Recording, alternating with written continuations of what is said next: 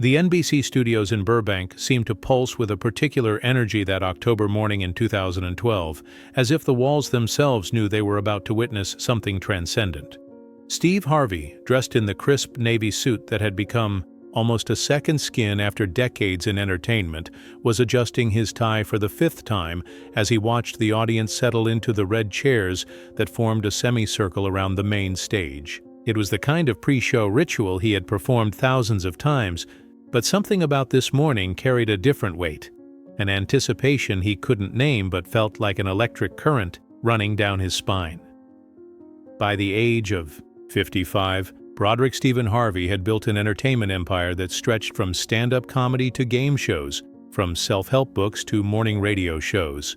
His journey from the rough streets of Cleveland to the gilded studios of Hollywood had been paved with lonely nights in dingy comedy clubs, years of living out of his car, and an unshakable faith in a God he believed had bigger plans for his life.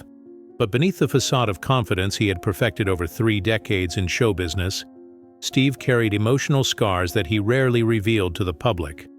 The weight of having failed as a father during his early career, the pain of divorces that left deep wounds, and the constant struggle to balance authenticity with the public persona that millions expected of him. The Steve Harvey Show had become more than a morning talk show. It was a national confessional where ordinary people shared their most intimate stories with a man who had learned that genuine vulnerability was the secret ingredient that turned entertainment into real human connection. Steve had developed an almost preternatural ability to create safe spaces where his guests felt free to reveal parts of themselves they normally kept hidden. It was this quality, this ability to be simultaneously clown and priest, entertainer and counselor, that had elevated his show beyond the typical limitations of daytime television. In the makeup room, as technicians made final adjustments to his appearance, Steve mentally reviewed the day's schedule. There was a segment on family reconciliation that promised to be emotionally intense, a musical performance by an emerging artist, and an interview with a young Hollywood actor promoting his latest film. Paul Walker was best known for his role in the Fast and the Furious franchise, but Steve had heard whispers about the man behind the film persona, stories of quiet philanthropy, of disaster relief expeditions he quietly funded, of a genuine humility that was rare in Hollywood's narcissistic ecosystem. What Steve didn't know was that Paul Walker had specifically requested to appear on the show not to promote a movie, but to share something deeply personal, a message he'd carried in his heart for months, waiting for the right moment and the right platform to reveal it to the world. Paul had spent the previous night at the Beverly Hills Hotel, writing and rewriting notes in a worn leather notebook, trying to find the right words to express feelings that defied simple articulation.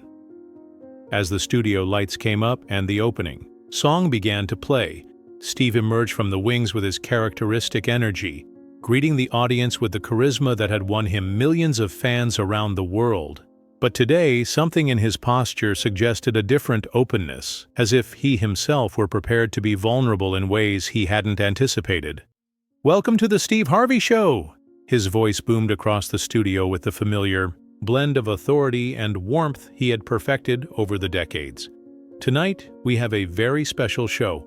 We're going to talk about family, about purpose, and about how sometimes the most unlikely people can change our lives in ways we never expected. The first segment flowed with the smoothness of a well-oiled machine. Steve navigated a discussion of complicated family dynamics with the expertise of someone who had transformed his own parenting failures into hard-won wisdom. But when it came time to introduce Paul Walker, something in the atmosphere of the studio shifted. It was as if the air itself grew thicker, charged with an anticipation no one could explain. "Our next guest," Steve announced, his voice taking on a more thoughtful tone, "is someone you know from the silver screen. But what you may not know is that behind the car chases and explosions is a man who dedicates his life to helping people who will never make it into the tabloids. Please welcome Paul Walker." Paul emerged from the wings looking his usual self. Dark jeans, white t-shirt, and that genuine smile that had captivated audiences worldwide. But Steve, trained for decades to read emotional nuances, immediately noticed something different. There was a depth in Paul's blue eyes, a seriousness that contrasted with his usual public persona. "Paul, my brother," Steve said as they greeted each other with a warm hug. "It's great to have you here. How's life?" Paul settled back in the interview chair, his hands moving nervously, a tic that Steve recognized as that of someone about to reveal something significant. "Steve, thanks for having me. It's been teaching me a lot lately." It was an unusual response to the standard opening question, and Steve felt his interviewer's instincts kick in. Decades of experience had taught him to recognize when a guest was carrying something heavier than project promotion. "Teaching me about what?" Steve asked, leaning forward slightly, his body language communicating that he was genuinely interested, not just going through the motions. Paul took a deep breath, and Steve watched him gather his courage like someone preparing to dive into deep water. About what really matters, about how we use the time we have, about responsibility. The word responsibility echoed around the studio with a weight that made the audience instinctively lean forward. Steve had conducted thousands of interviews, but something about Paul's tone, the quiet gravity in his voice, told him he was about to be part of something significant.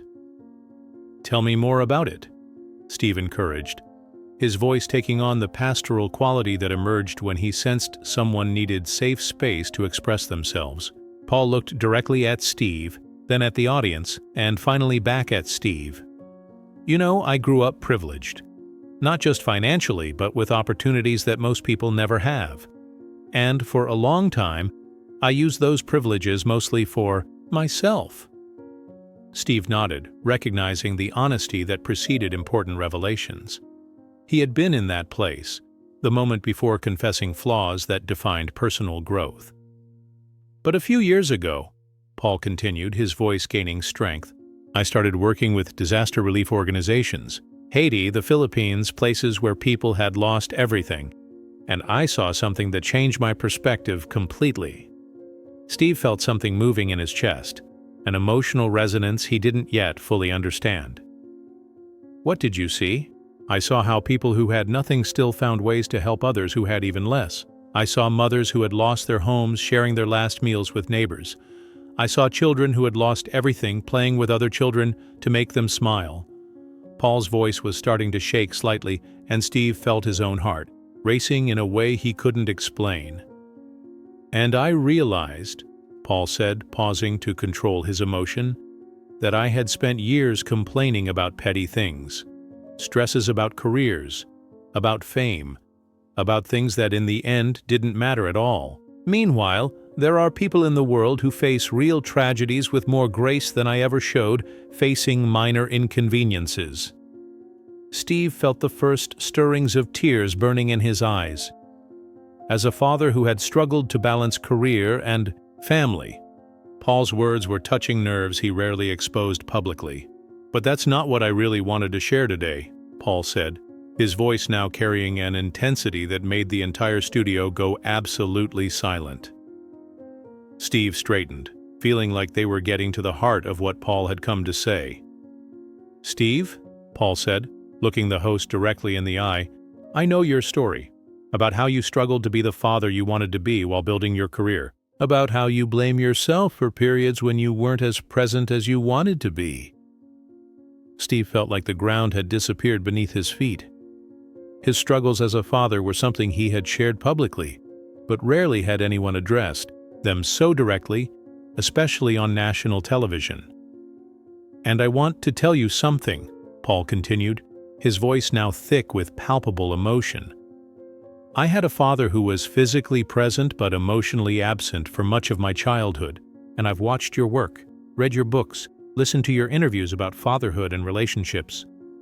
Steve felt tears forming, his usual professional control beginning to erode under the weight of Paul's vulnerability. "You may have made mistakes," Paul said, his own voice breaking slightly, "but you turned those mistakes into wisdom that is helping millions of families. You took your pain and turned it into healing for others. That's heroism, Steve. Real heroism." The first tears began to stream down Steve's face, and he did something he rarely did on television. He stopped trying to hide them. "But more than that," Paul continued, now clearly struggling with his own emotions, I want to thank you for something specific. My sister went through a difficult divorce last year. She was lost, blaming herself, feeling like she had failed as a mother. And she watched one of your shows where you talked about second chances, about how our worst moments can become our greatest teachers. Steve was now openly crying, all the professionalism of decades melting under the force of Paul's genuine gratitude. Your words saved her relationship with her children, Paul said, his own voice cracking with emotion. You literally saved a family you've never met, just by being brave enough to share your own failures and growth. The studio was completely silent except for the barely audible sound of Steve sobbing. Decades of insecurity about his adequacy, as a father, years of guilt over wasted time, were being washed away by words of gratitude he never expected to hear. And I wanted, Paul said, rising from his chair and walking towards Steve, for you to know that the work you do matters, not just the TV shows or the books. You, Steve Harvey, the man who turned his wounds into wisdom, you are changing lives in ways you will never fully know. Paul stopped in front of Steve and held out his hand. Thank you for teaching men like me that it is possible to fail and still become the father our children deserve. Steve stood up, completely ignoring the cameras, the audience, and any pretense of professional composure. He hugged Paul tightly. Two men bonded by a mutual understanding of the weight of fatherhood, the price of success, and the redemptive power of vulnerability. Man, Steve managed to say through his tears, you have no idea what this means to me. The audience was now on its feet, many also in tears, witnessing something rare on television, a moment of genuine human connection that transcended entertainment and touched something universal about forgiveness, growth, and the transformative nature of turning pain into purpose. When they finally broke apart, Steve looked at Paul with red but radiant eyes. Why did you do this? Why did you decide to share this here today? Paul smiled through his own tears. Because I've learned that when you witness kindness, you have a responsibility to recognize it. And because I think we all need to hear that our efforts to be better matter, even when, especially when, we're not perfect. Steve nodded, understanding sinking in. You know what that reminds me of? He said, his voice still cracking but gaining strength. It reminds me that God uses our cracks to let His light through. Our imperfections don't disqualify us from helping others. They qualify us. Exactly, Paul agreed. And I want any parent watching this to know that it's not too late, no matter what mistakes you've made, no matter how much time you've lost. Love has the power to heal, and growth has the power to redeem anything. The show continued for a few more minutes, but everyone in the studio knew they had witnessed something extraordinary. This wasn't just television. It was a moment of human grace being beamed into millions of homes, a reminder that beneath all our masks and insecurities, we all yearn for connection, forgiveness, and the possibility that our worst moments can become catalysts for our best selves. When the cameras finally stopped rolling, Steve sat there for several minutes, processing what had happened. Producers and technicians milled around him, but he was lost in reflection on how a young Hollywood actor had managed to see through decades of emotional armor to touch precisely the wound he most needed to heal. Paul had stayed too, and when the studio finally quieted down, he approached Steve again. Can I tell you something off the air? Steve nodded, still emotionally, raw but receptive. My dad never told me he was proud of me, Paul said quietly. Not once in my life. And watching you talk about fatherhood, about how you struggle to be present and vulnerable with your children, it gave me hope that when I'm a father, I can do things differently. Steve looked at Paul. This young man who had just given him one of the greatest gifts of his life and saw in him a reflection of his own journey. Paul, he said, placing a hand on the young man's shoulder, you're already doing things differently. What you did today, the courage you showed to be vulnerable and recognize the good in others, that's the kind of man who's going to make an incredible father. They talked for a few more minutes about fatherhood, purpose, and the peculiar Weight of living in the public eye while trying to navigate deeply personal issues. When Paul finally left, Steve remained in the empty studio, reflecting on how seemingly casual encounters sometimes carry meaning that we only understand in retrospect. 3 months later, when Paul Walker was tragically killed in a car accident, Steve recalled that day with painful clarity. In subsequent interviews, he often mentioned how Paul had taught him that expressing gratitude isn't just about making others feel good. It's about recognizing the interconnectedness of all our journeys. How healing our own pain often positions us to heal the pain of others. Paul taught me, Steve would say years later, that when you witness someone transforming their wounds into wisdom, you have a responsibility not only to acknowledge it, but to let it inspire you to do the same. He gave me permission to forgive myself for the mistakes I made as a young father, and that freed me to be an even better father today. The episode became one of the most watched in The Steve Harvey Show history, not for its production quality or celebrity guests, but for capturing something rare and precious, a moment of genuine humanity that transcended the typical limitations of television to touch on something universal about forgiveness, growth, and the transformative power of recognizing kindness when we witness it. And in his own quietly profound way, he established a legacy that endures, that vulnerability is strength, that recognizing the positive impact of others is an act of courage, and that sometimes the greatest gifts we can give each other are words of recognition that free people from the prisons of their own insecurities.